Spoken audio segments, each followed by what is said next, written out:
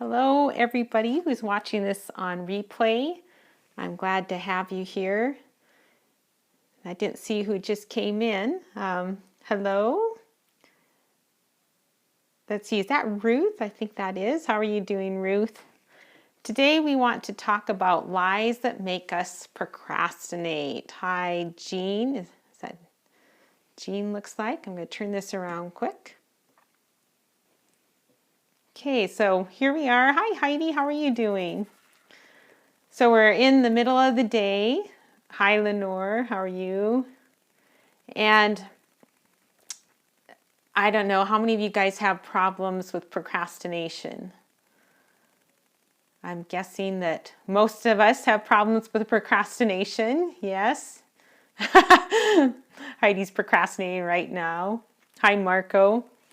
Well, it's good to have all you guys here instead of writing. Heidi, you need to get to writing. Go write us another book. We want to read one of your books. Is that Julie? I think that is. That's great.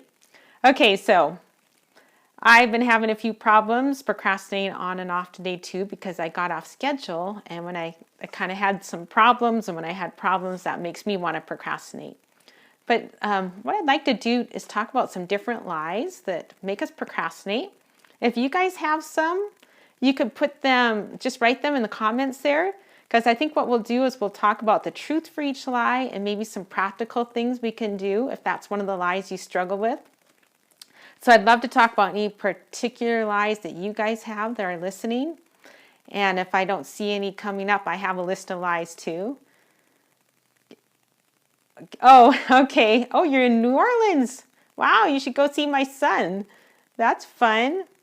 Well, okay. Well, it's nice having you for a little bit, Heidi. Have a fun trip. Okay, so one of the lies, of course, the classic one is I'll do it later, right? So what's the truth to that lie?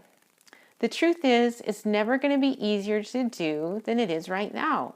Because the longer we put things off, the harder they seem to be in our mind. It's just like they mentally just getting harder and harder. So like something that on a scale 1 to 10 might be a 3 as far as difficulty goes at 8 in the morning. If you keep putting off, it's just going to get harder and harder and harder. More procrastinating, right?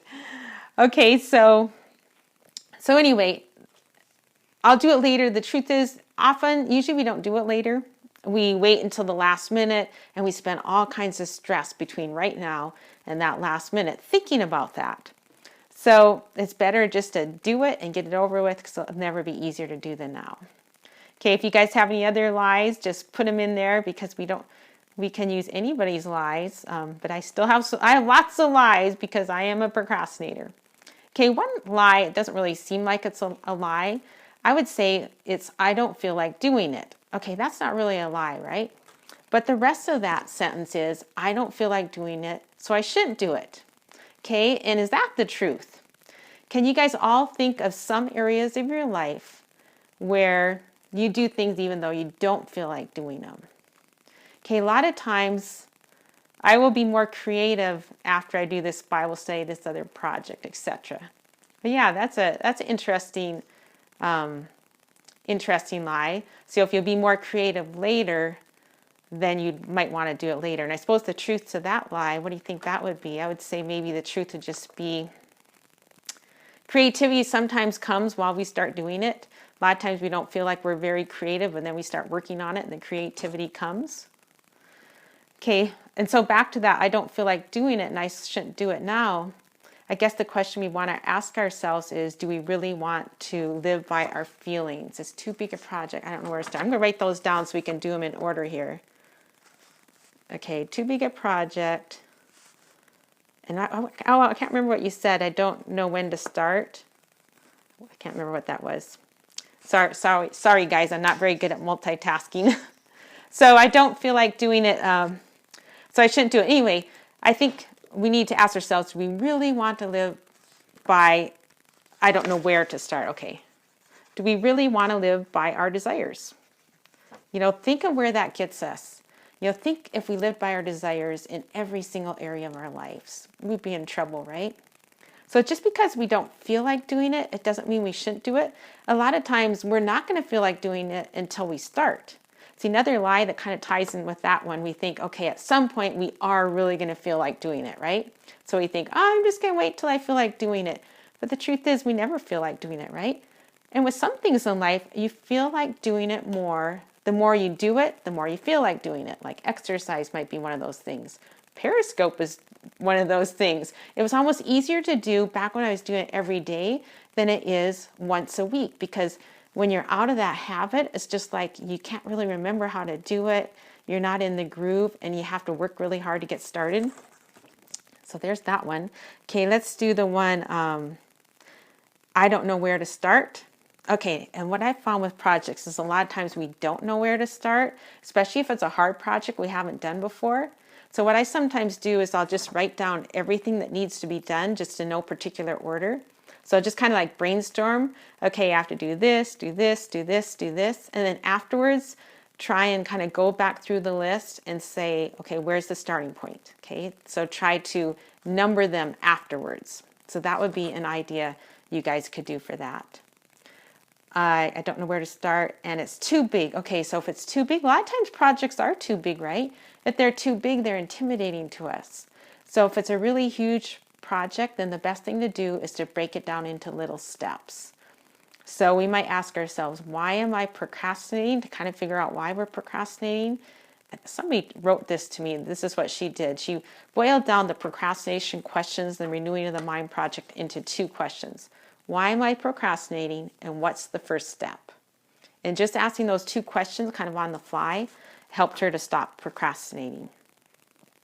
Okay, if anybody has any other lies, just put them out there. Okay, another one is I don't have the time. And this may or may not be true, but if we're doing things like watching TV, or we're on Facebook, or we're wandering around the house, then we can use those times to work on the project. A lot of times what we mean by this I don't have time is I don't have this huge block of uninterrupted time. And most of us don't have that, right? Unless you're maybe an empty nester with no kids around, like I kind of am for the first time in my life. So I have that now, but I didn't have that years ago when I was homeschooling my 4 kids. So what you have to do, if that's the procrastination lie, is just start using little bits of time, okay? Yeah, we don't have the ideal amount of time, but we do have little bits, and you can do a lot in 10 minutes. If you did 10 minutes throughout the day on one project, you could really accomplish a lot. In fact, one of the people in our group, is it Cynthia? I'm not sure if she's watching, if she's the one doing this, but is kind of reorganizing her house in 15 minutes a day and accomplishing crazy things just by doing that 15 minutes a day. And if she made the goal to do 2 hours a day, she might be so overwhelmed that she wouldn't start it. So anyway, that would help for the time. Okay, I can't do this. Okay, there's several reasons we say I can't do this. One is because we don't know how to do it. So if that's true, then part of doing the project is going to be researching to figure out how to do it. Another one is a huge project. We already talked about that. And another one is sometimes we really can't do it. If we're working on something that's a stronghold, and sometimes procrastination and work is a stronghold, then we can't do it in our own strength. So if we can't do it in our own strength, then we need to renew our mind and have God help us with it. So that one, I can't do this, is sometimes true. There are things we can't do in our own strength, and for those things we have to go to God for help. Okay, and then this needs to be perfect. You guys ever felt that way? We're perfectionists. We feel like something has to be perfect. And if we believe that, then we automatically get stressed out because there's no way we can do it perfectly, right? The bar is too high, and so we just give up. That'd be another one. See, and I just have one more. If you guys have any others, go ahead and put them out there. I shouldn't have to do this. Do you ever have a job that you feel like you shouldn't have to do it and you kind of resent doing it, and that's why you procrastinate it? Okay, sometimes we have jobs like that because other people in our lives kind of put those jobs on us. Okay, so what happens with those kind of things is we want to determine, does God want us to do it? Okay, let's say my husband and I have different standards for how clean we want our clothes closet to be. Let's say he likes it really clean, and I am just like really messy. And he is wanting me to be a little cleaner. Okay, I could resent having to put my stuff away because I could say, he's just too much of a perfectionist. I shouldn't have to do that. But is that loving to my husband? This is if it's an honest concern for him and I loving him well by just writing off everything he wants. So if we're really trying to love people, then we kind of have to evaluate what they want us to do to say, okay, is this a way of loving them well? Is this what God wants me to do? Okay, another situation though might be where maybe there's somebody at a church that wants me to lead all kinds of ministries. Let's say I work full-time outside of the house and they want me to lead the women's ministry and I have 4 kids at home. Okay, if I'm going to love people well, I can love the people in the church by leading that ministry well, but I also have to love my kids, and I have a limited amount of time. And so you don't automatically say yes just because somebody's expecting you to do it. We'd have to evaluate it and say, okay, does God want me to do it? Is this reasonable? Will this be helpful? What will I have to sacrifice to do this? And just kind of remember that it's not all about us kind of managing our time, doing what we want each day, but also bending to God's will and loving others well. Those are the only ones I had. Anybody else have any others? I've been thinking I should be talking on procrastination since we've been going over that in our class.